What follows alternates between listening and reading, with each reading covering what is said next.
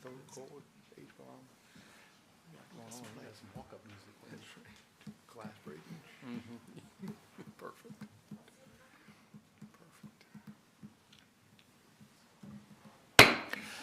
Good evening. I'm going to call to order the meeting of Mayor and Council at 7 p.m. Tuesday, February 24th, 2026.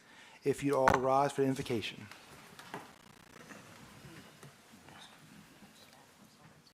Dear Lord, please bless these men and women here this evening.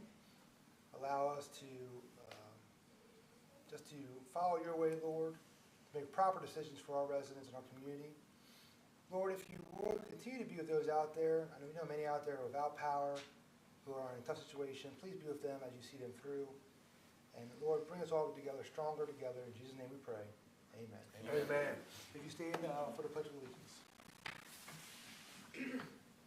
I pledge allegiance to the flag of the United States of America and to the republic for which it stands, one nation, under God, indivisible, with liberty and justice for all. You may be seated.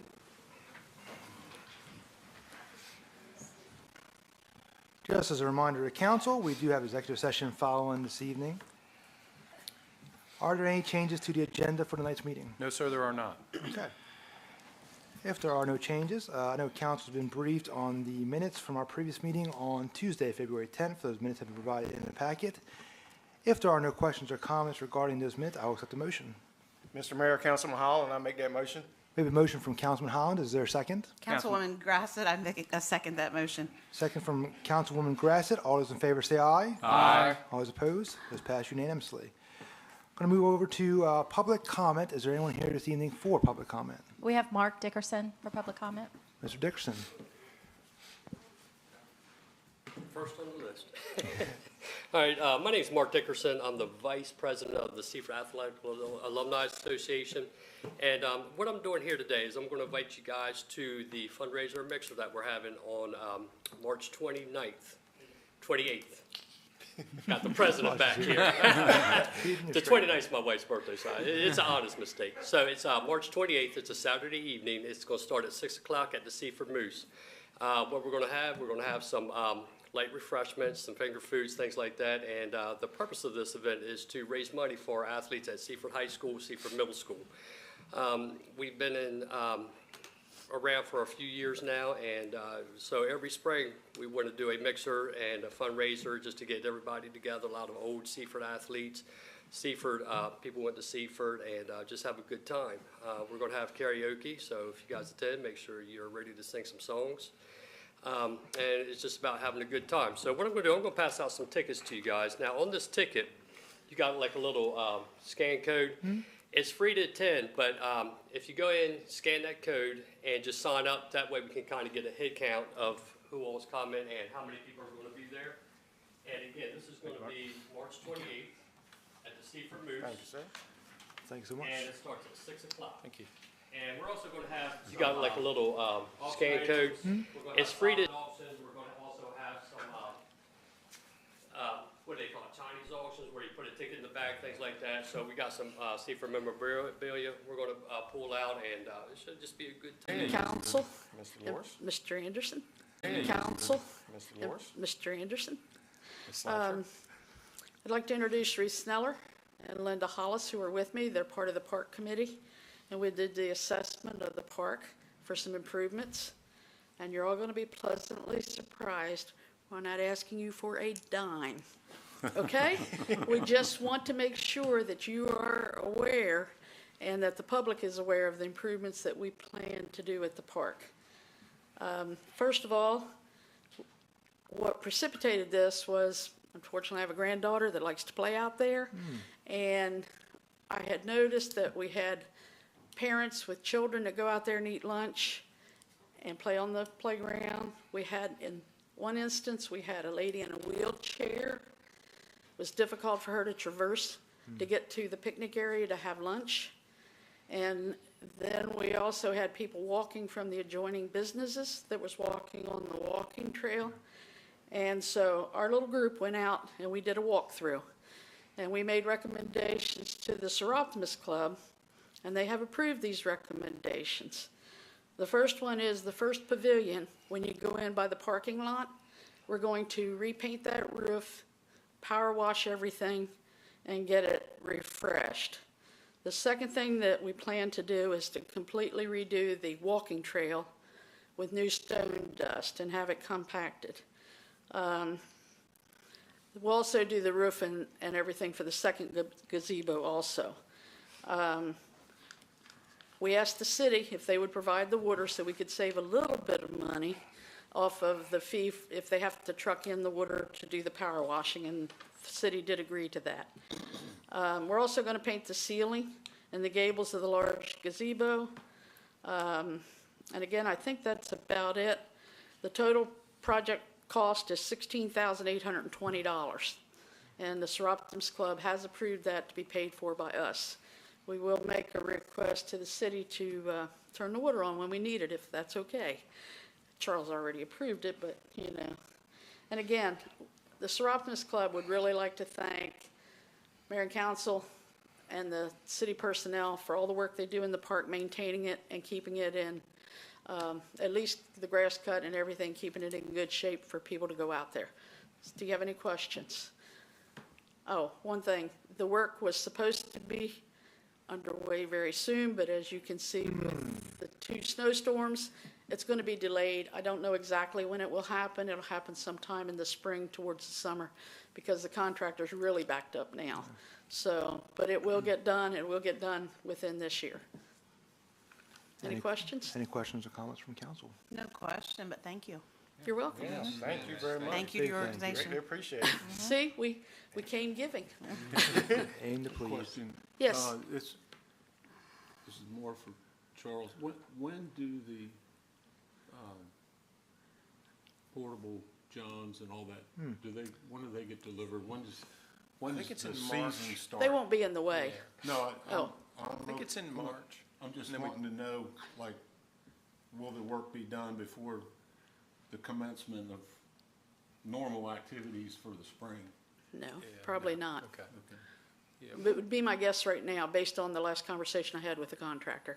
And we'll certainly work around them. We'll have to notify Ms. Hickey so that if we have a, and we We'll rent give you those advance pavilions. notice. Yeah, and we'll just take those weekends or weeks off the schedule. Is 2 weeks sufficient, or do you need more? 2 weeks should be fine. And we typically don't rent them too much during the week, which I assume is when the contractor would be working. Sure. So, we'll work around it. It's a much-needed improvement. and Amen. You gotta make some dust to make an improvement, you know. so. I think the last time we spent this much money or more was when we did the original walking trail and did the playground equipment in there. Yeah, that was many So years ago. it's much needed.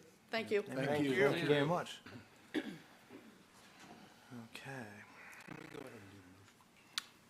100%. Since there are no questions or comments, I'll accept the motion on new business number 1. Mr. Mayor, Councilman Holland, I make a motion to approve the proposed improvements to Seroptimus Park that will be implemented by Seroptimus International of Seaford Organization. We have a motion from Councilman Holland. Is there a second? Councilman Quillen, I will second that. Second from Councilman Quillen. All those in favor say aye. Aye. All those opposed? That passes unanimously. On to new business number 2.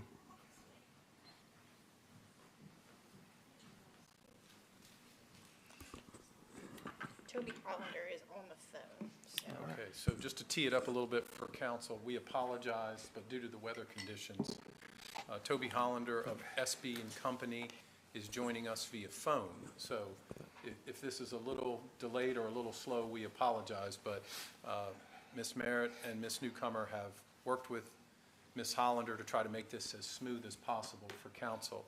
So with that tee up, Ms. Hollander, floor is all yours. Okay, thank you. Good evening, everyone. Good evening, Mayor and Council. I appreciate you giving us the opportunity tonight to present the results of the financial statement audit. I know that June has the slides up and we'll be advancing them as we go through, and please feel free to jump in with questions if you have any. Before I jump in, can everyone hear me okay? Yes, ma'am. Yes. Okay, great. I'm on the live stream as well. I know that there is a delay. But on the second slide, we have the introductions, and I know many of you have met me before, but I am Toby Hollander, the engagement partner on the audit, and we have Bill Seymour, who's the advisory partner on the audit, returning as well. On slide 3, we highlight our executive summary, which includes a description of the scope of services. That includes the audit of the June 30, 2025 financial statements for the city, as well as the alternative CSLFRF, which is the Coronavirus State and Local Fiscal Recovery Fund, compliance examination engagement related to the ARPA funds for the same year ended. We also provide assistance in the preparation of the financial statements, as well as year-round advice and consultation. We do appreciate when management reaches out to us throughout the year to ask questions related to financial items, audit items, or new accounting standards that come into effect during the year. It helps us deal with those issues as they occur rather than waiting till year end for the audit period. On the bottom of the slide, you'll see a summary of the results. We have issued an unmodified or clean opinion on the financial statements. That's the best opinion that we could offer or issue. And we've also issued an unmodified opinion on the examination as well, and that is within the required time frame to be completed by March 31st. There were no significant deficiencies or material weaknesses in internal controls noted, and I'll go through that in a little bit more detail on later slides. We did not discover nor were we made aware of any instances of fraud. While this is not a fraud audit in scope, we're always looking out for fraud in all of our audit processes and making sure we have the required communications and appropriate skepticism. And if we had identified any or made aware of any, we would bring that to your attention tonight. And we received full cooperation of management. Management worked really hard this year to improve the timeline of the audit, and we've completed it and issued a clean opinion, which is excellent. On the slide 4, we have our SBC audit approach, and you may have recognized this picture here, but this is our unique SBC audit approach, and we design our audits following this strategy to really focus on risk controls and account misstatements, and make sure that our audits are effective and efficient in identifying and assessing the related risks. So the areas that you see at top, it's shaped like a funnel. The area on top is your planning, understanding your organization, understanding the city and its operations, and assessing and testing the design and operations of controls.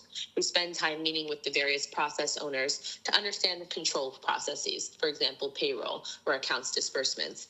And then we do testing to make sure they are operating as planned. We also look at the financial close and reporting process and build an expectation or analysis of how we expect the outcome to be, and we look to see did it meet our expectation. We do our substantive testing on the year-end balances, and we do our GAS compliance, our required auditing standards, and then the reporting of the results to you. On slide 5, we highlight our assessment of the control environment. We use a 5-point interrelated framework that assesses 5 areas of the control environment to determine if there are any concerns. That includes the control environment itself. This is what we'd call the tone at the top, the expectation of integrity and ethical behavior for employees and for management. We look at the risk assessment that's done at the organization and making sure that risks are being identified and mitigated. And we look at the control activities. And those are the actual control processes that you have, for example, payroll, AP. And we look at the information and communication and how that's being shared within the organization. And then the monitoring activities. These are the controls that are done at the end to identify any deficiencies and to mitigate them and correct them if needed. And we did deem those to be effective. On slide 6, we highlight some of the key processes that we looked at. That includes the treasury process, on the cash side, the cash management and reconciliation, the estimation process for allowances and other estimates in the financial statements, the financial reporting process, the year-end closing process, the monthly reconciliations that are being performed, as well as revenue, all the way from billing through collection and recognition in the statements, and the cutoff process to make sure it's being recognized in the correct year. We look at payroll from hiring and termination on the HR side, as well as the disbursements and the accounting on the payroll side. And we look at the expenditure processes, the purchasing and receiving side, as well as the actual disbursements and the accounts payable being recorded in the statements. And we have no material weaknesses or significant deficiencies to note or report to you today. On slide 7, we have the financial statement highlights, starting off with the statement of net position. And this is on a summarized level from the financial statements. But what you can see for the governmental activities, the general fund, total assets has decreased during the year, and it's primarily due to the decrease in capital assets related to depreciation being recorded and some disposals during the year. Deferred outflows remains consistent, and then the total liabilities has decreased during the year, and it's an offset of an increase in debt during the year, offset by some decreases in other liabilities and accrued expenses. And the deferred inflows, which is primarily the estimate that's provided by the actuary, has increased during the year from about 900,000 to about 1.5 million.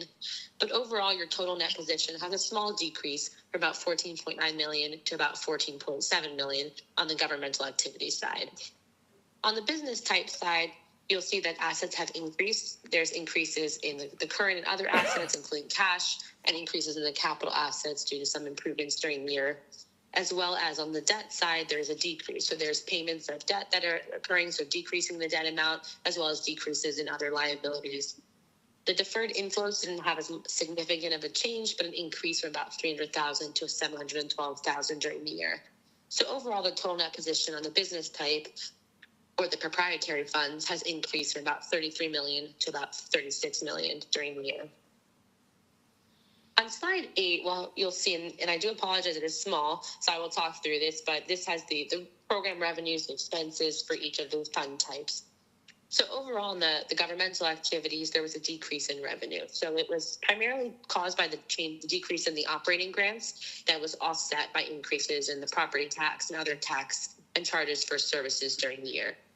And then on the expense side, there was an increase during the year on the government-wide statements from about 11 million to about 12 million during the year.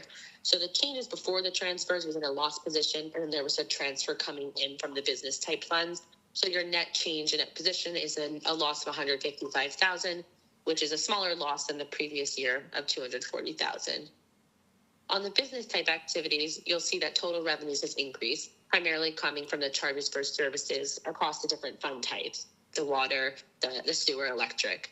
And then you have your expenses on the bottom of the page that have increased during the year from about 19.9 million to about 21.4 million in 2025. So overall, there was a positive change before transfers. A portion was transferred out to the governmental funds with a net gain of about 3.2 million in 2025. On slide 9, wanted to highlight the sources of the general fund, and you can see starting with the revenue.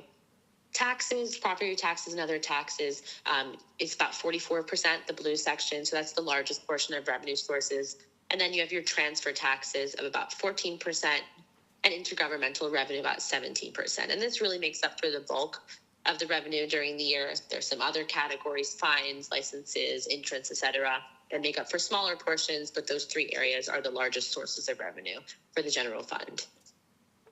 On slide 10, we highlight the functional expenses for the general fund. And what you can see is the police department makes up about 48% and the administration about 11%.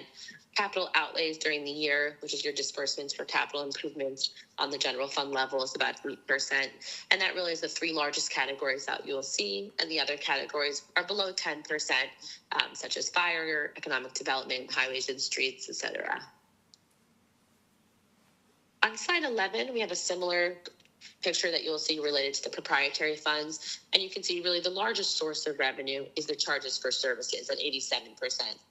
There are other sources, grant revenue, miscellaneous interest revenue, that are much smaller, but charges for services being the primary revenue source. On slide 12, you have the functional expenses of the proprietary funds. And similarly, you can see that there's one large category, the 59% related to purchase power, and then 12% related to payroll, and 9% related to depreciation and amortization of the assets, the capital assets for those funds. And then there are some other smallers as well, but those are the bulk of the expenses for the proprietary funds. On slide 13, wanted to highlight the 2 new accounting standards that went into effect this year and were implemented in the financial statements.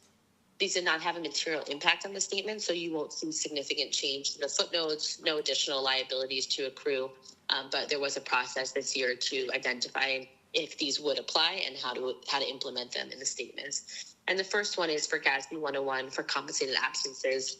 GASB really provides a unified model for recognizing compensated absences such as sick leave, vacation leave across all organizations to make sure that there's a consistent approach in how to record that. And that did not change the process because of the way it was already being recorded. And for GASB 102, is with certain risk disclosures that if the organization were to have information they were aware of that would impact the financial statements significantly after the issuance date, there were certain disclosures that would be required to be added to the footnotes, and there was no material impact on the statements or changes there. On slide 14, you'll see some of the upcoming accounting standards. GASB 103, the financial reporting model improvements, is the one that is going into effect next year in FY26. This is one that will have some changes to the statements. There are some improvements and changes required for the management discussion and analysis. And then there are some changes related to the proprietary fund financial statements and changes in the presentation. So that is something that as SBC, we help you go through that process, and we work with finance and with management with June to be able to implement that and update the financial statements accordingly. And for GASB 104, the disclosure of certain capital assets, this is a smaller pronouncement that really relates just to the disclosures related to the capital asset footnote. It's also effective next year as well. And GASB 105 really improves the disclosures in the financial statements related to subsequent events, if any, and that will go into effect in FY27. So a little bit more time on that standard. On slide 15, I'll go through the required communications. These are really, and it's an opportunity for us that if we had items that were negative of nature, we'd bring that to your attention. Highlighting that the financial statements are the responsibility of management and that we perform our audit in accordance with standards to provide for reasonable rather than absolute assurance that the statements are free from material misstatement. Management selects the significant accounting policies, describes them in the footnotes to the statements, and then we've reviewed them and we've determined that they are acceptable and meet standards. If we had any significant audit adjustments to bring to your attention, we would let you know, but there was nothing significant recorded during the audit. Like I mentioned before, on slide 16 now, there were no fraud or illegal acts that we were made aware of, nor did we discover throughout the audit. While it's not a fraud audit in scope, we're always following our required standards, and if we had identified any, we'd bring that to your attention. There were no material weaknesses in the internal control processes that we talked through earlier, and we're not aware that the financial statements are being included in other documents.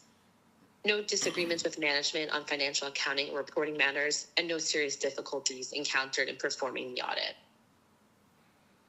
On slide 17, there were no major issues discussed with management prior to acceptance. And then as part of the completion of the audit, we received certain written representations from management in order to finalize the statements. So the statements that you do have are the final opinions and are complete. And to our knowledge, there were no consultations with other accountants since our selection as the city's independent public accountants. This is what we call opinion shopping. So if management were to disagree with us about applying a pronouncement and went to another firm to say, would you accept this? Then we'd be required to let you know, but we're not aware of that. And then we go through a process to make sure that we are independent. That's both individually, the team member on the audit, as well as a firm, to make sure we have no concerns about independence. And while we provide assistance with the financial statements, that does not impair independence, and we are deemed to be independent of the city.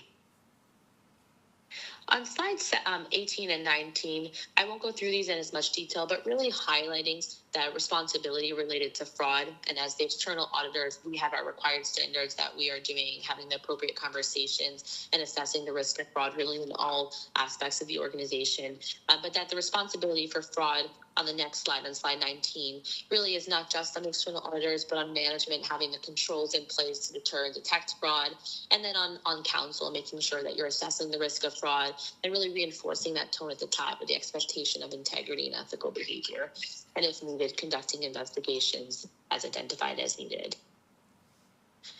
And then on the slide 20, on the next slide, I wanted to pause and open it up to any questions to see if anyone has questions related to the presentation or on the audit itself. All right. Any questions or comments regarding the audit from council? I'm looking around the room. I see no questions or comments. Okay. And then on slide 21, I include the contact information for myself as well as for Bill. We are available both to management as well as council throughout the year. That as items or questions were to occur, please feel free to reach out to us. I do appreciate the flexibility this evening with the snowstorm, and I hope everybody stays warm. And if you do have any questions after tonight, please feel free to reach out. Thank you, Ms. Holander. You guys do a great job and done it year over year, so thank you for your time and your dedication to our city. Thank you. I've enjoyed working with the team each year. Yes, ma'am, we do as well. Thank you. All Thank right. you. Now, there is no required motion for new business number 2, so we're going to move over to new business. Oh, please. Before you By all move on, means. just a point of privilege. I'd just like to point out for the council, this audit would not have happened without some tireless work from our Director of Finance, Ms. Merritt. She's Here, here. here this evening. I'd just like to publicly thank her. A clean, unmodified opinion is the highest opinion that can be achieved. She did do that, Amen. and everybody here knows the countless hours that she works. I do think we should speak with the accounting folks and see if we can get a more glamorous title for this. Unmodified opinion just seems so flat, but it is the best that we can get. And I'd just like to extend my appreciation, our appreciation for all her efforts. Guys, Thank you, sir. thank you. Here, Jim. here. Thank you. Here, here. Good job. All right. At this time, I'm going to move over to new business number 3, and I believe our deputy chief is coming forward.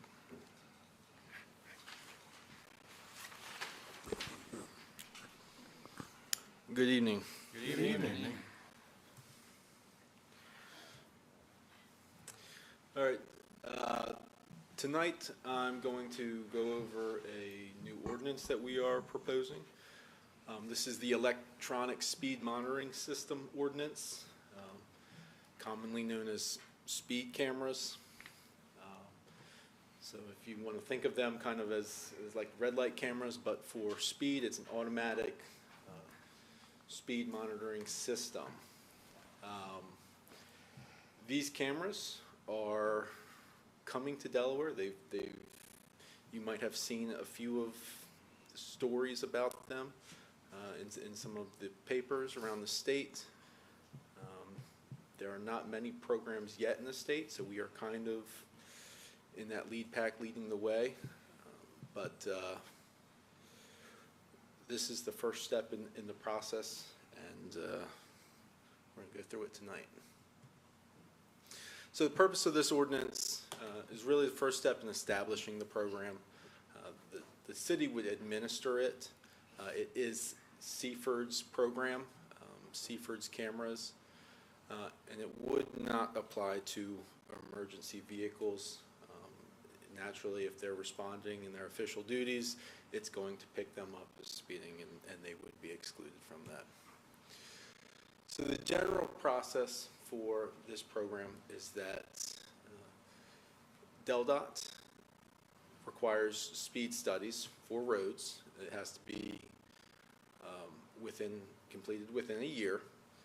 The roadway gets approved by the city and DelDOT. DelDOT then gets notified 30 days prior to implementation of the speed cameras. Public notice is made at least 14 days in advance.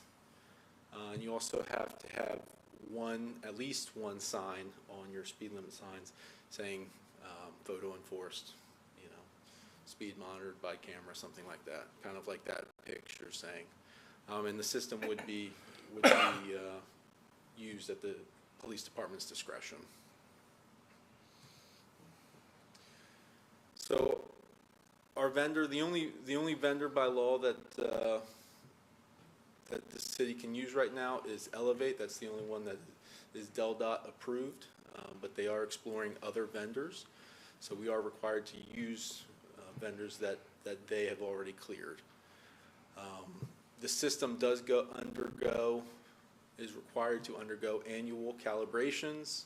All those records will be maintained by the department for use for any trials or contesting it. Operators who work on the system, who maintain it, they will also have certifications and records maintained as well. Violations. These will be civil penalties, meaning they will not give drivers points on licenses or anything like that. And it will be for vehicles that are traveling 11 miles an hour or more over the speed limit, unless that is changed by further law. The data that we've received from the speed cameras, it does get verified by both the speed camera company as well as the Seaford Police Department. And the violations are issued to the owners of the vehicle. It works off of the tags of the vehicle. But there is a procedure in place for contesting. If you say, hey, it wasn't me driving, it was so-and-so. Obviously, there's procedures for establishing that. The vendor will handle all the payments and processing of payments. The revenue from this program, it can be used to cover program expenses. That includes the equipment for the program, that includes personnel expenses, any other expenses, that kind of consultant expenses and engineering expenses, anything that kind of ties to running the program, the revenue can be used to cover that.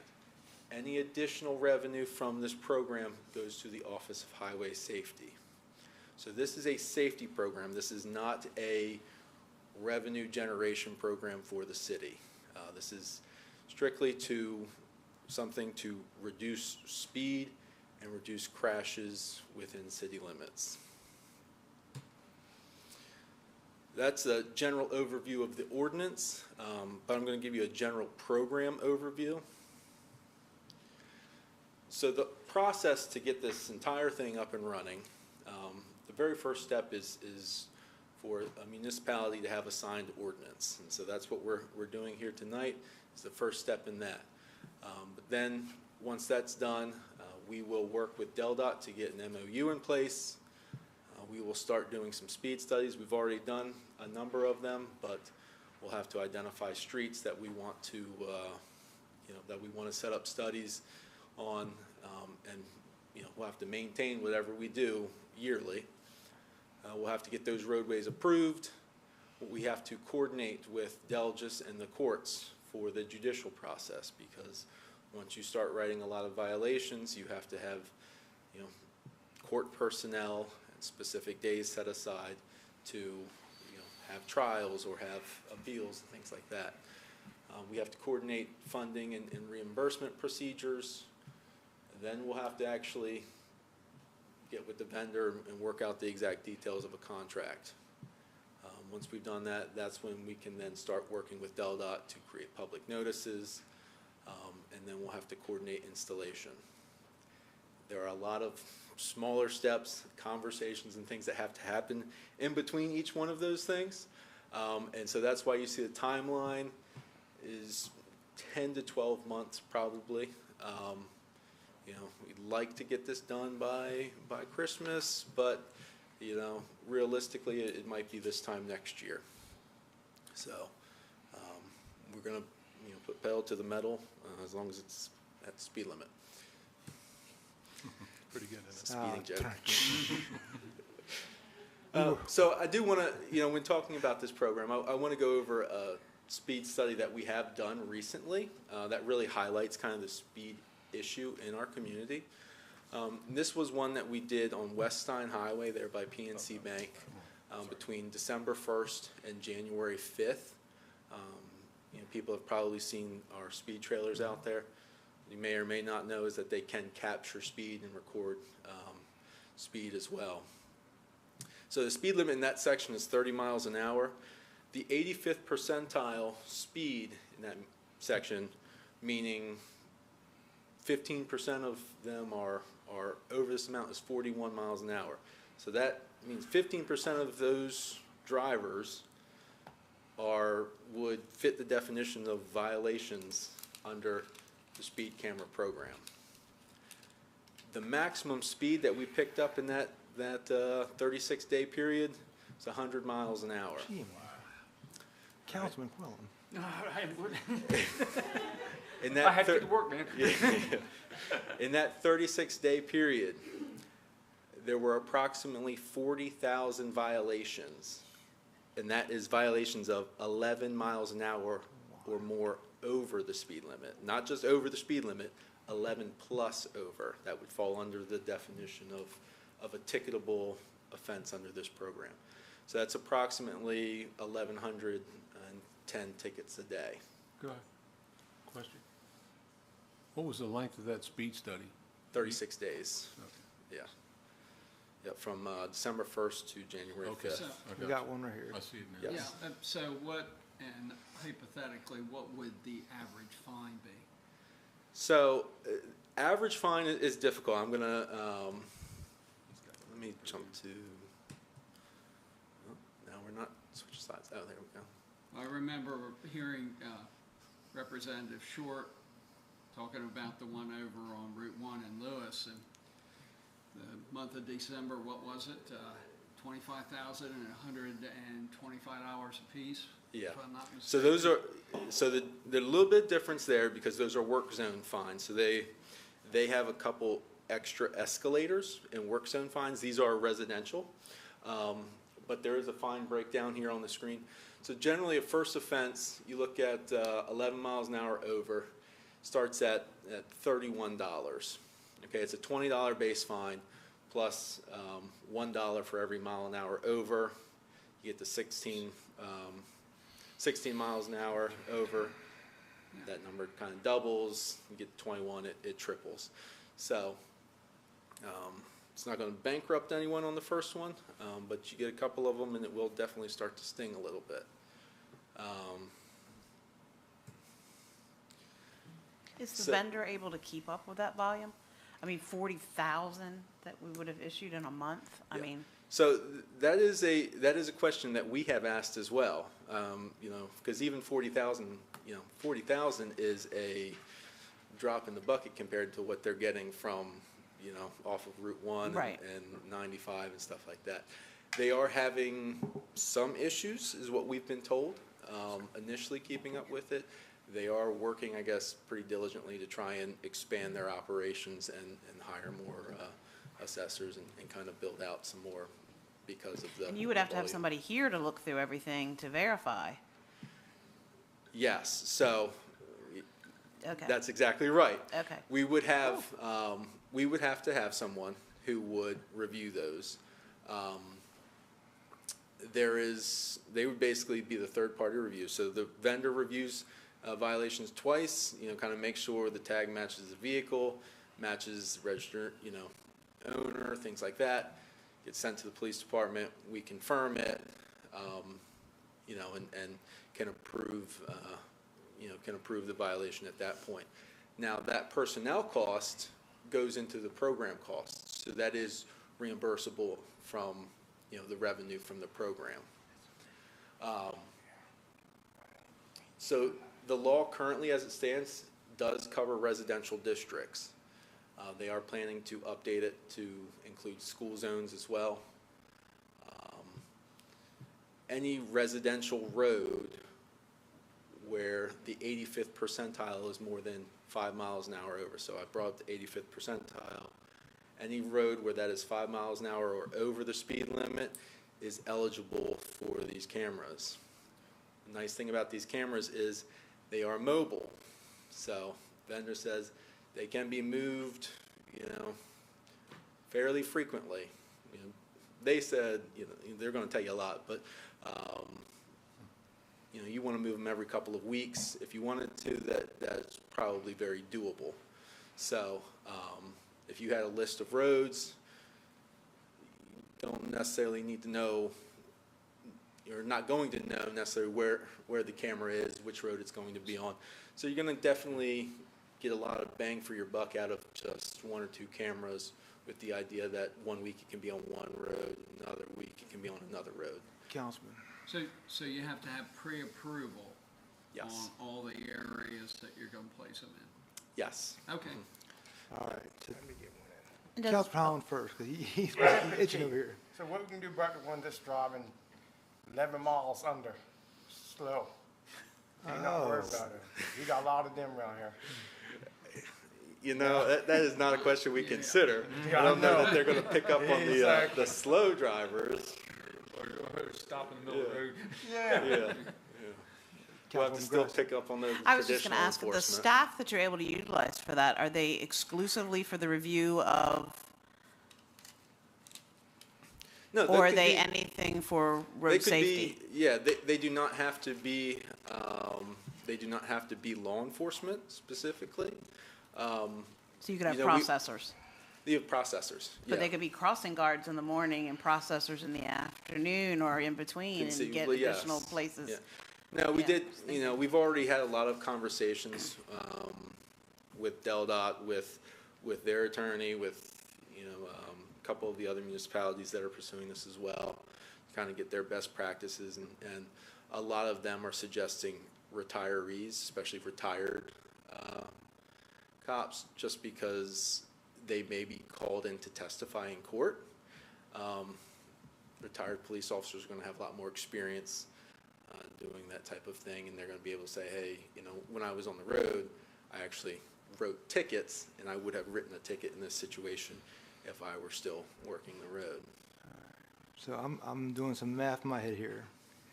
You said 40,000 infractions in about a month. Yeah, At about $20 per ticket. yeah, At $800,000 in revenue on a monthly basis, on a yearly basis, almost $10 million. Is that correct? yes. Ooh, baby. All right.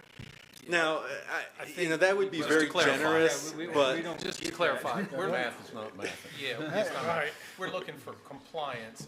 Traditionally, Yeah, what happens here is, you know, we saw it with the red light camera. You know, yes, violations started out pretty high, but certainly once everybody knows where that thing is at, they respect it. Yeah, but the nice thing is about this, we can move it. 100%. and that's, Yes, yeah, ma'am. and that's You don't know one where of it'll pop up. That's one of the appeals of it, and, you know, the ideal is you start gaining voluntary compliance, people start saying, hey, you can't speed through Seaford because I'm going to get a ticket. You know, that's just as good as having it on any of those streets. I guess my point being with that exercise is that we're talking about 2 units at annual cost around 140,000. Yeah. So, yeah, the next line. It certainly cover seems that like in it's going about to pay 4 for days. itself. Yeah. Yeah. Well, and you know, with the deputy chief's presentation, if we do have to staff up, we can afford through this program to have that augmented staff, so it doesn't take away from critical Now, missions. I do have one more question, just, and you may have mentioned this, Deputy Chief, but because some of our roads are state-maintained roads, do we have to follow any type of different procedure, or is it all fall under one umbrella? We've spoken to DelDOT about Yeah. that. Generally, it's the same, Okay. same process. Okay. Yep. So, in terms of fees, is the 2 units gonna be the only fee, or is there gonna be a lot of hands out before we? No, there's actually, that's the fee. Yeah, And okay. that's a state Yeah, the negotiated remuneration, fee. basically. Mhm. Okay, But just any- asking and questions. they Any get- expense that we have in this program, if it's identified, we can get reimbursed for it. So Okay. the employee's doing it, the time the deputy chief is working on it, whatever, as long as we account for that and record it, and we've spoken with our director of finance. She'll have to do a report at the end of the year, so we'll identify that. And it's the same way we track, for instance, Office of Highway Safety overtime. The officers have to report that, and then we have to the chief does a report on that annually. Okay. And, you know, so again, you know, the 10 million or whatever, that conceivably you could say this would bring in, you know, the majority of whatever extra it brings in, again, goes to the Office of Highway Safety, you know, and for their use in highway programs. And we would hope that they would then be able to bring some extra resources back to our area as well. So kind of a double whammy of slowing speed down, and then OHS also bringing extra resources to this area as well. But I want to highlight as well that DelDOT, when they implemented this in work zones on 95, they saw a 46% reduction in crashes and a 38% reduction in injury-related crashes over a year period, over the same year period prior year. So, I don't remember exactly the number, the speed, but dropped the average speed over their roadways 5 to 10 miles an hour over that time period. So, a pretty significant That's excellent. savings in cost and speed and everything It else. will retrain you. I mean, my late Absolutely. in-laws lived in Montgomery Village, Maryland, and I will tell you, I can still tell you where they are. And I can tell you my late husband never remembered. But, I mean, it will retrain you to think. And people generally, who live in this area know where a red light camera is. Yep. We run into the same situation now. Greenwood, you have to be careful. Felton, you have to be careful. I mean, Yeah, but this, you don't certain- even have to see that cop out. I mean, this is, you have to be careful. I mean, it's there 24/7. I'm still careful on blades.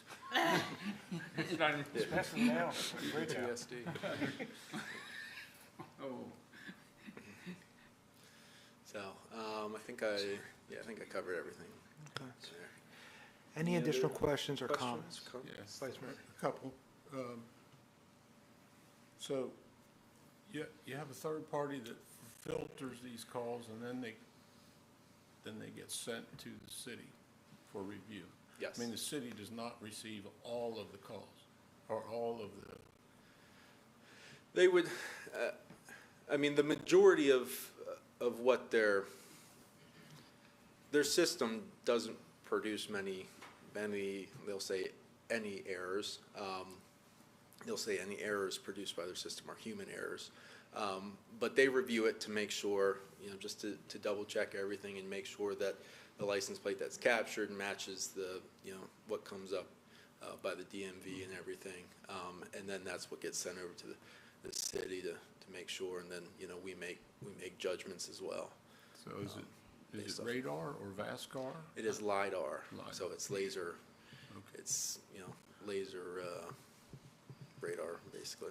Hey, getting back to question one, my concern is, you have a retired law enforcement officer, and you get a lot of hits on off-duty police cars. You get a lot of hits on emergency vehicles that aren't displaying emergency lighting. Who's filtering that, and how is that going to be adjudicated? That's my concern, because we have a modified take-home car program now, so we have a lot of vehicles, plus out of jurisdiction, Federalsburg, you see vehicles traveling east and west in this scenario quite often. So is that just going to say, well, I picked up an LEO, it's going in the bin, it's not going to get forwarded. So, that's my concern about having a retired LEO reviewing. I would be interested in seeing a disinterested party making the review. Yeah. Yeah, that's a fair point. I would say, like any speeding ticket, the person issuing the ticket always has discretion, to a certain extent, and the city and the department maintains discretion over who to ticket, or can even adjust the fine amount, based off of certain. Then my final question would be, when you do your speed study, is the main consideration crash reduction and pedestrian safety?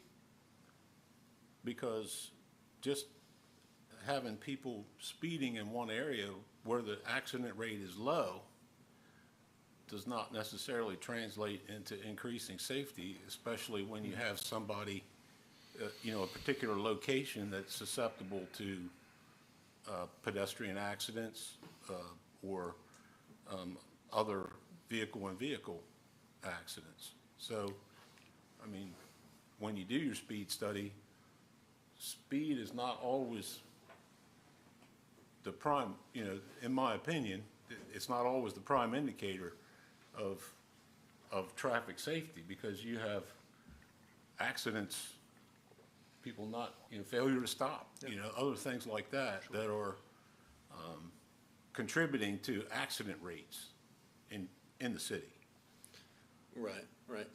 I would say,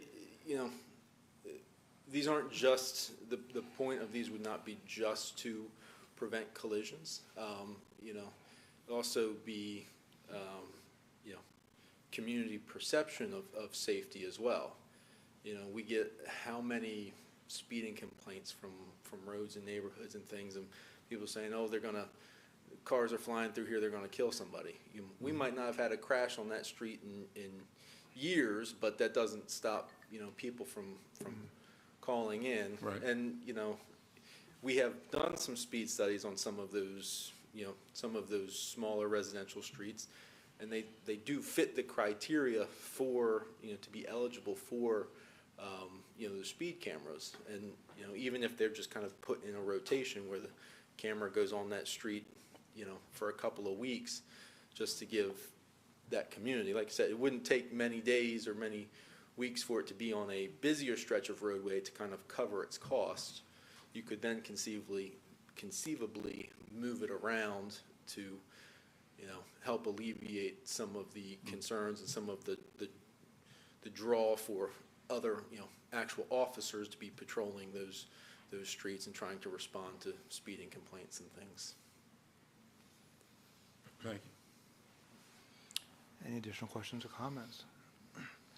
I'll simply say this. I think anything we can do to increase public safety, anything we can do to reduce the traffic accidents, we should absolutely consider. I think the numbers you provided, the analytics of, I think, 38% and 40%, very strong numbers. So I appreciate you putting this together, Deputy Chief. And if it pays for itself, Yeah, and More, as my more granddaughter says, more better. I don't think there isn't a person in this room that can cite in the past day or so where they saw somebody exceeding the speed limit Yep. in the city. I might be wrong, but, you know, I see it all the time. Thank you. Thank you. Thank you. And just to share with council, this is a first reading of the ordinance. We will bring this back for a second reading. If council elects to adopt it, at that point, there would be a 30-day advertising period before this would come into effect. I'll just make one last comment. You'll see in your version, in your information packet, there are comments there, and it's a red line version. Yeah. Those comments are actually, Chief and the Deputy Chief actually sent this up to the attorney at DOJ for review. Those are their comments back, so they've already proactively kind of moved this forward in anticipation so that council could see basically the review from the attorneys at the DOJ version of this. So those changes are in there, and we will bring that same version back at a future meeting for a second reading. 10-4, all right. No motion, so I'm going to move over to new business number 4. So I'd like to introduce Mr. Brett Jett with George Miles and Buer. He's a professional engineer. You may recognize Mr. Jett. He was here for phase 1 of this project. Yes, and in working with the Nanticoke Watershed Alliance, our Director of Economic Development, and Mr. Jett and his firm, we're pleased to introduce him to present phase 2 of this project. Thank you for having me. Good evening. Back in July, I was here for phase 1, back for phase 2. We're doing this one is from Pine Street down to Pearl, so the next 2 blocks on High Street. The first phase, we identified 4 solid locations for tree boxes. We've identified 4 on this one. Again, they're going to be placed, or will be placed, directly adjacent to catch basins so they can pre-capture the water before they go into the catch basins, treat the water, overflow into the catch basin, and then go into the river. Right now, mostly everything is kind of straight overboard off the roads and everything. This will give us some water quality benefits. I know the TMDL has been, MS4 has poked its head up out of the ground and want to come play. This will help with that. It will help with water quality in the Nanticoke River, everything. So it's funded through the same program that phase 1 was. The timeline for implementation, looking 12 to 18 months to chase a couple more grants for implementation and get them installed, put it on the bid, or put the bids together, get it out on the street and get them in place. So this is kind of a general view of what they look like. They look like normal grates when you're walking on the sidewalk with the 4x4 or 5x5 on top of the tree with the tree coming through, but it'll have a throat in front for a catch basin. The bottom picture is actually in Laurel by their police department that have been installed.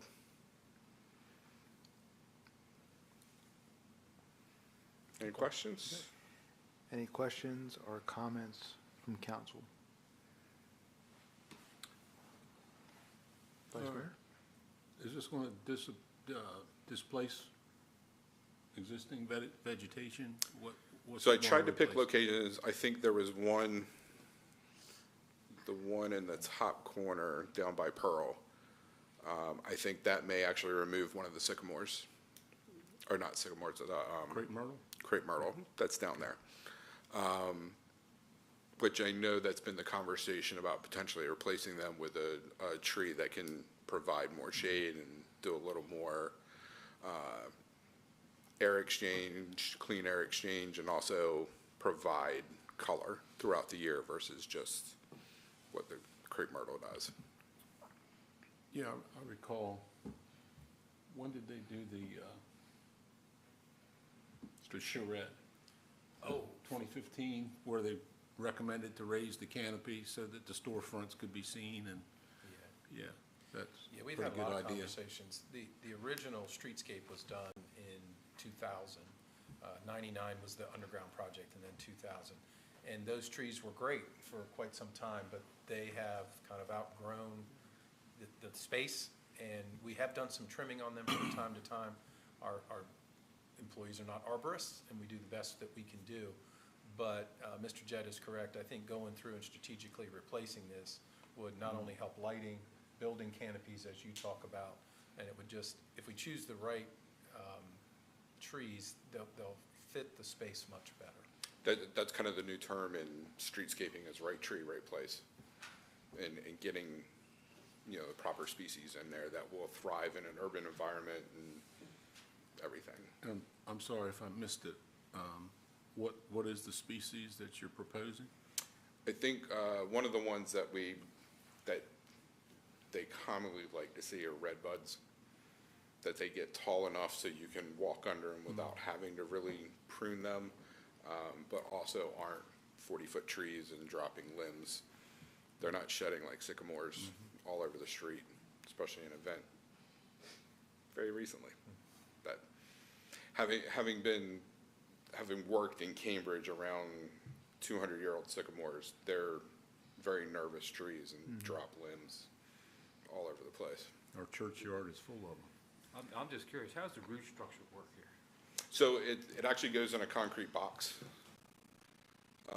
You see the picture on the top? Yeah. It actually confines them a little bit. So it won't allow a true tree that's supposed to be 40 feet get to 40 feet, but the roots will get in there and the roots will still suck up the water. I think the most of the ones that we're proposing, I think, are 8 feet by 4 feet. So it gives them decent room, and they're about 4 or 5 feet deep.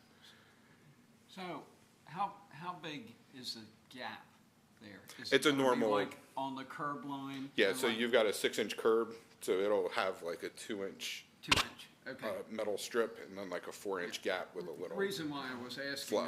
I was outside of Williamsburg during Christmas and in a development, and they had these gaps in the curb that, I mean, a child could actually Yeah. get stuck in, and I was, These aren't that big. okay, No, okay. no. And I'm telling you, I mean, Clown I with a was like, You see the I clown don't underneath there, even know you're why gonna these are run. legal. Yeah, if, just for council's edification, we do have 2 currently on Walker Street on either side. So if you're interested Yeah, I'll in, check it yeah, just to see one Yeah, implemented yeah. already.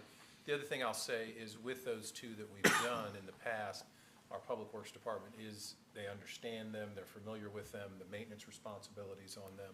So, you know, what's being proposed will not increase, you know, add a new thing to their workload, or something they're unfamiliar with. Any additional questions or comments from council? All right, if there are no questions or comments at this time, I'll accept the motion. Councilwoman Grassett, I make a motion to approve the proposed design and seek funding for a project that would install 4 tree boxes on High Street that would improve stormwater runoff quality as presented. We have a motion from Councilwoman Grassett. Is there a second? I'll second. We have a second from Vice Mayor Henderson. All those in favor say aye. Aye. All those opposed? Passes unanimously. Thank you so much. Thank you. Appreciate it. And on to new business number 5.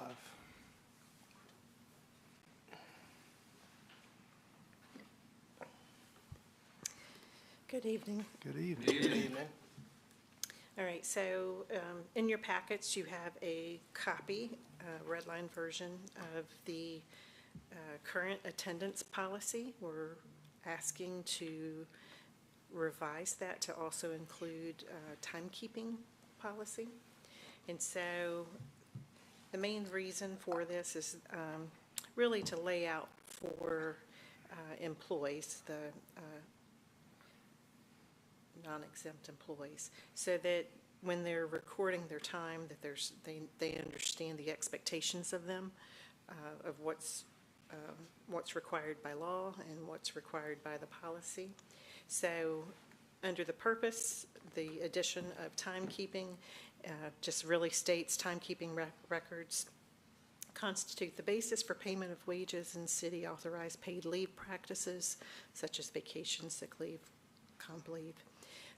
And its accurate and timely recording and reporting of time worked is essential for the efficient processing of payroll to comply with the applicable federal and state wage and hour laws.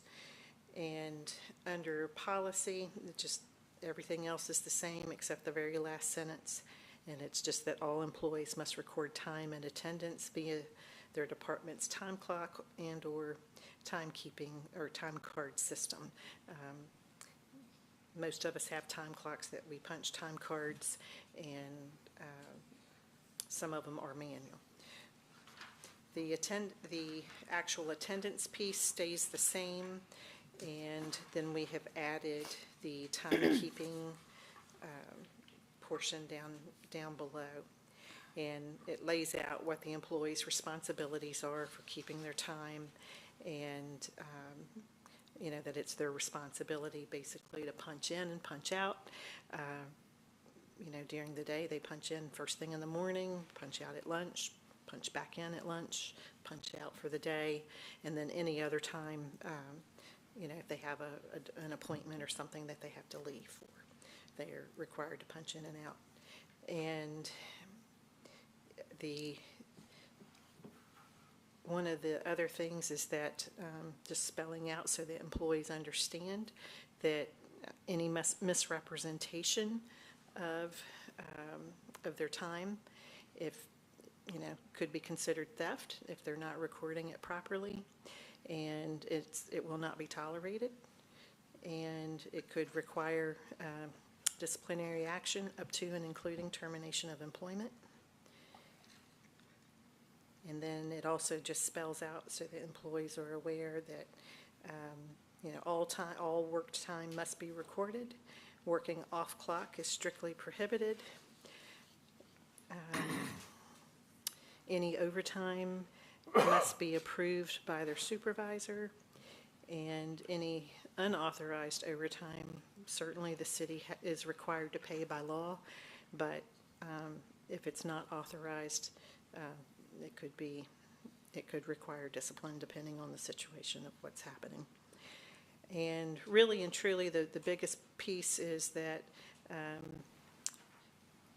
under the timekeeping policy, there's a list of things that that the city, that we expect of all employees, to demonstrate the highest degree of integrity and responsibility and professional conduct at all times, and that there's a list of activities. If they engage in any of those activities below, it's considered a violation of our employee handbook, Division 10, Section 2-122, Standard of Conduct, and it could subject the employee to disciplinary action. Those things are unauthorized tampering with the timekeeping hardware or software is considered a serious offense. subject to the disciplinary action up to and including termination, punching in and out for another employee, also known as buddy punching, interfering with another employee's use of time clocks, failure to use the timekeeping system properly, falsification of time recorded, and excessive missed punches without a valid specific reason. And that's really it. Covers the primary part of this policy. Again, it's just to shore up our policies so that everybody's aware of what their responsibilities are and what's expected of them. Okay. Do you have any questions from council? Vice Mayor? So, assuming that this goes forward, what is how will that be communicated? Is it going to be required that an employee sign off that they received the amended policy? How does that work? Yes, usually when we amended a policy of this nature, this policy will be sent out. There is an acknowledgement form that the employees would sign off on. Thank you. Any additional questions or comments from council? Okay. If there are no additional questions or comments, I'll set the motion. Councilman Holland, I make the motion to approve the revision of the attendance policy that would clarify recording of time for hourly employees as presented. We have a motion from Councilman Holland. Is there a second? Councilman Bradley, I second the motion. We have a second from Councilman Bradley. All those in favor say aye. Aye. All those opposed? Passes unanimously. Thank you, June. Thank you.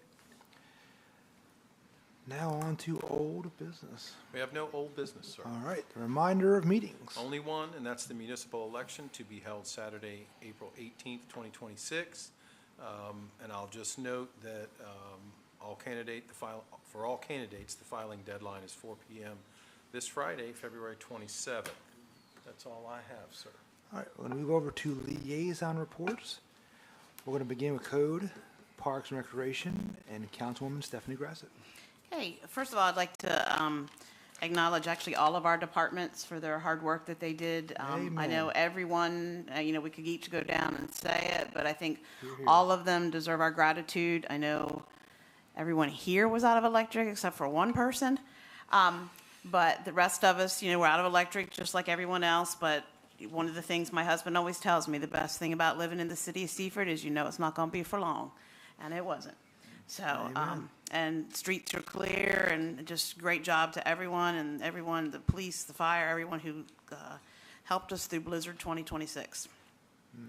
As far as the code department, we have issued 34 permits so far, 1,865 rental licenses. We are in the process of processing rental renewals as well as license renewals. Continuing doing routine and violation inspection and performing plan reviews. As far as large projects, I think we have for Muirfield Phase 4, there are 17 lots remaining. Prior to dedication of Phase 3, there are a few items that need to be repaired, and GMB will be doing a reinspection. In Bel Air single family, they're still working on that last sewer line to make sure that problem is corrected.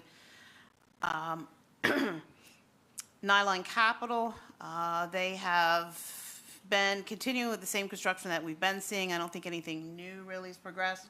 A lot of that work is interior, so you can't really see some of the things that are going on. They did do the stormwater tie-in through Toll Drive. Modwash, again, is progressing. They're looking at opening in April. Governor's Grant Phase 4, there are 2 homes under construction. Aldi, the permit has been issued. They've had a pre-con with Sussex Conservation scheduled for that final bit of work. Final revised plans have been returned and approved for Cookout. They're still working on architectural plans. And the Seaford Inn, the property went to settlement with their new owner on January 26th. The new owner is ready to start working, and as we all noticed right before the snow hit us, bundles of shingles arrived, and they are working on the roof and securing the exterior first of the building, and then we'll be continuing with progress on that site, which we are all looking forward to seeing. Amen. As far as parks and recreation are concerned, parks highlights, they have been picking up limbs, cutting back overgrowth, assisting with snow clearing. We did have 2 members of the department attend a pesticide conference. And in recreation, we held our final 2 weeks, excuse me, of youth basketball. Congrats to our champions, the 6 to 9 Hornets and the 10 to 13-year-old Hawks for winning the championships in basketball. They also held the 6th annual skills competition for youth basketball with 3 different skill challenges. They have 260 students, teacher, inmate, just kids registered for youth soccer. Practices begin in March, and they're currently working on confirming those coaches and sorting soccer registrants. Our superintendent has submitted draft bid documents to the USTA for a grant program to help with gathering up to $120,000 of support for the resurfacing of the tennis courts at Seaford High School, has worked on contracts with landscape contractors, and completed and submitted all of her evaluations, as well as worked on the 27 budget. And that is my report. Thank you, Councilwoman. Going to move over to Police and Fire and Vice Mayor Dan Henderson. Thank you, Mr. Mayor. We have 2 complete reports from Chief Reed and Chief Kraft. Under fire statistics, you'll notice that the total responses the average has increased from roughly 16 to 17.6 per day for calls to date of 950 as of yesterday.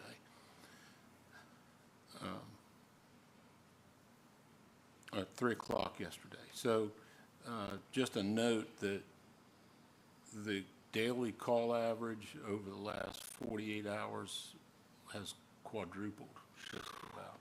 So they were out in the storm responding, and those calls skyrocketed during those 48 hours, 36 to 48 hours. Under significant incidents, there on the 18th of February, there was a residential fire at Clearbrook Estates, which was out of the city, but it's illustrated on the screen here, fully involved garage fire. They rescued the cat. And they did make a rescue, family pet. I think the others are accounted for. I mean, there were several, but one they had to search for one. The next incident was a motor vehicle crash on the 19th that ran through a stop sign on Hearns Pond Road and entered the property at the Salvation Army. It's illustrated on the screen here. And another significant incident also on the 19th was a motor vehicle crash coming off of Woodpecker Road on the West Nine Highway. The vehicle ran the stop sign, was unable to stop, and collided with a propane tank, which caused a leak, and that made rescue and containment a little more complicated. Fortunately, I didn't hear a report of a fire from the propane, but they had to call in some specialists to get that contained. Under apparatus status, engine 87.2 remains in reserve. Engine 87.5 went out of service for a couple days for an issue with the turbo. It's thought to be fixed, but they're still having some ongoing issues, and it's staying in service right now. Under training, the last training was on Wednesday, February 18th at 1900 hours, man versus machine. Illustrated on the screen, you can see fire department personnel. They Man versus Machine is, they train and have hands-on training for extrication of victims from impalements, being caught in machinery, and other things. You can see the one officer is working to extricate a victim from entanglement. And then there's another one that shows a simulation of somebody who got something caught in a meat grinder. So the hands-on training is very important, and it just illustrates, and I want to thank the chief and actually the photographer for recording this to show you guys just the extent of the training that they go through on these at these events. It's not a social event. It's real world training. You can see how they're cutting away the machinery to get at this piece of simulated tissue. So thanks to the chief for giving us a visual on that. So the next training is Wednesday, March 1st, and that's at, it says 800 hours, but I can't believe that is 8 o'clock in the morning. Pretty early. A little early for them, but it's command training, so I would think it's an evening meeting, but I'll stipulate that that's correct. Under EMS and Career Services, applicants completed the self-assessment portion of the hiring process. The next step is interviews with the chief, president, and assistant chief Hudson. Under news and events, on the 22nd, there was a snowstorm. The department has answered approximately 55 runs so far in the last 2 days.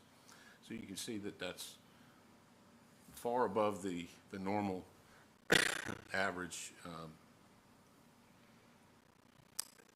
And extra career staff and volunteers were in the station for the duration to handle the increased load. Now, one other thing that I overlooked, the chief did include his response, or his emergency response plan, and I plan to amend that so that you'll be able to refer to that as well. I think it's very similar to the one that was submitted earlier this year. Under the police department report, the chief has reported with his usual columns, looking back 5 years, looking back 4 complete years with the current year on the left. There are 141 total crimes, and you'll see the distribution there, felonies, misdemeanor, violations, civil, and other, for an 89% clearance rate, slightly down, I think, from the previous report. However, it's higher than average, than the running average, which is usually somewhere in the mid to upper 80s.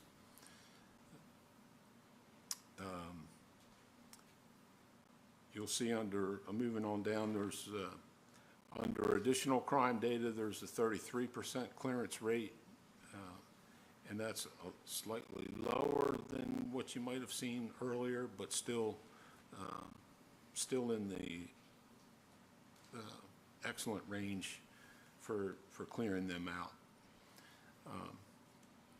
Drug complaints, 20 total drug crimes, 16 adult arrests, 1 juvenile arrest, and 3 prosecutions declined. I don't know how this math works, but there were 196 traffic contacts, resulting in 232 citations. So that's more than 1 citation for every contact. So that's really pretty good.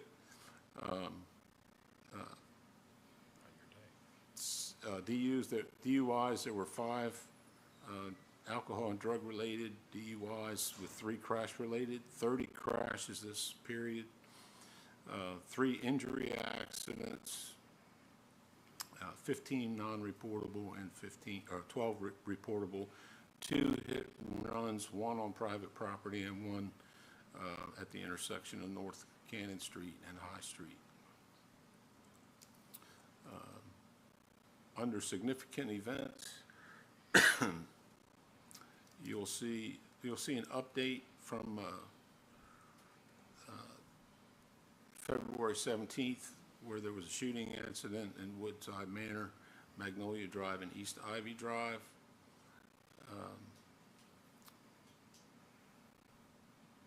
And there are multiple other significant events that occurred in the city, and I'm looking for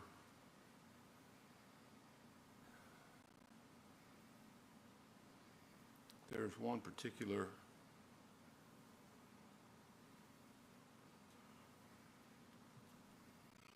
I won't belabor the point, but there is one particular response in here that deserves some recognition, where they were able to remove a stolen gun from the street. So that involved 221. Yeah, keep going up. Oh, There you go. okay. You got it. There we go. Yeah, on 221, there was a stolen firearm that was recovered, and on Chandler Street. And I'll go ahead and read it. This is a pretty exemplary action. So while on routine patrol on Chandler Street, his Seaford Police Department officer observed a Nissan with expired registration traveling northbound on Chandler Street and conducted a traffic stop. The driver stated he was on his way to a funeral, although his attire did not appear consistent with that statement. Parenthetically, it was jogging pants and an athletic shirt. So the consent to search the vehicle was requested but refused due to the driver's prior drug history and the location being a known high crime area where he does not or did not reside. A canine scan was conducted. Canine elk alerted to the passenger side of the vehicle. Subsequent search revealed a concealed firearm in the center console. It was confirmed that the subject was a convicted felon. He admitted to possessing a marijuana blunt in the center console. Officers also located rubber bands commonly used in heroin packaging. Further investigation determined the firearm had been reported stolen at a Troop 5 in 2023. The subject was arrested and committed to SCI on $92,201 in cash bail for the following charges: possession of a firearm during the commission of a felony, possession of a firearm by a person prohibited, the prior violent felony, person prohibited, carrying a concealed deadly weapon, receiving a stolen firearm, possession of drug paraphernalia, and an expired registration. So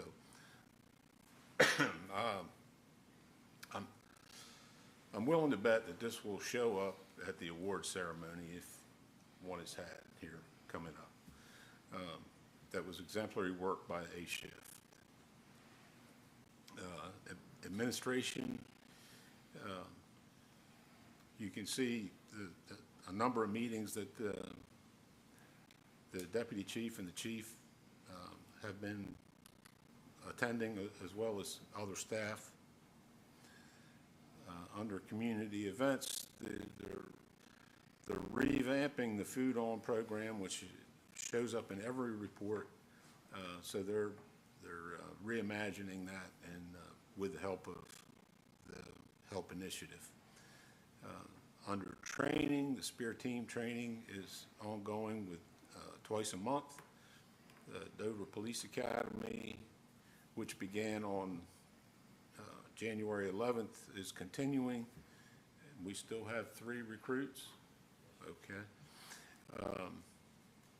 So I guess the other person is healed up. Good. Excellent. So, let's see where it was. We had drone training on the 10th, so we have additional people other than just one person who's drone certified now. And we had on the 10th and on the 18th, there was TASER instructor training. 2 CID detectives attended that. And then on the 16th and the 20th, the alert instructor certification, Staff Sergeant Laurie and Detective Corporal Wilson attended. And that concludes my report. Thank you, Vice Mayor. I'm going to move over to Administration and Councilman Orlando Holland. Thank you, Mr. Mayor. Dear attended DEMIC Board and Executive meeting along with DEMIC Finance meeting also. They met with a potential Western Sussex Business Campus tenant to discuss land sale and development requirements. And they also met with engineers about Phase 2, what we spoke on tonight, High Street stormwater renovations. And I got quite a few calls in Texas to make sure I give the departments all involved to get Seaford through the storm, fire, the police department, and electric, public works, that done the streets. And a big kudos go out to them. Greatly appreciated. And that concludes my report, Mr. Mayor. Thank you, Councilman Holland. Over to Electric and Councilman Mike Bradley. Thank you, Mr. Mayor. The crew worked to restore power during the snow event on February 22nd due to a broken pole in Crossgate, causing a disruption until 3:30 a.m. The weather conditions caused other minor outages and minor service house calls, and by 1 p.m. 2:23, no more outages were reported. Amen. I'm going to elaborate on this a little bit more because I got a little frustrated by some of the comments of the residents in Seaford. And so I put a post on Facebook, and I did this yesterday. We are on the last leg of the storm. I generally don't sleep well and get up early. I cannot say enough about the city employees and first responders here in Seaford. I heard plows on and off, and the fire siren blew at 3 a.m. I called our city manager for an update, and there were 3 fire rescue calls and a power outage of approximately 5 hours in West Seaford. Not to mention, I'm sure our police had their hands full. I cannot imagine being in a bucket truck in the air with 50-mile-per-hour gusts and snow biting my cheeks to restore power in the middle of the night. God bless these guys. Amen. In closing, right now, I have a friend that's over at her sister's house, and in North Shores, they still have not restored power. So I'm very proud of what the city has done. Amen. And that concludes my report. Thank you, Councilman. And last but not least, Public Works and Wastewater Treatment Facility and Councilman Alan Quillen. Thank you, Mr. Mayor. I want to do the same thing with what Councilman Bradley just said. I just want to give so much thanks for all the hard work our city does, our city employees, and what they've done to restore our power here today, keep our streets safe, and keep our community very safe. So definitely kudos to everybody who's been involved with this. Now I'll start off with Public Works. Well, the first thing they did was prepare for the equipment for the snowstorm, and then worked several hours, clearing the roads throughout the storm. Valves were replaced at 534 treatment building. Multiple sewer laterals were cleared throughout the city.